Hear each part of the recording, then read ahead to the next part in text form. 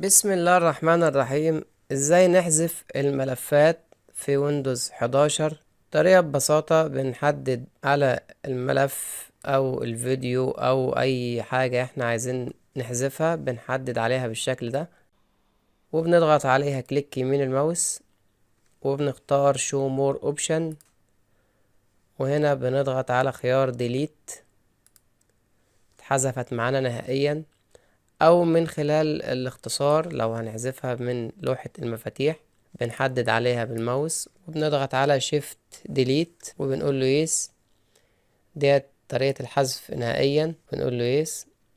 دي كانت طريقة ببساطة. لو عجبك الفيديو ما تنساش اللايك والاشتراك في القناة، والسلام عليكم ورحمة الله وبركاته.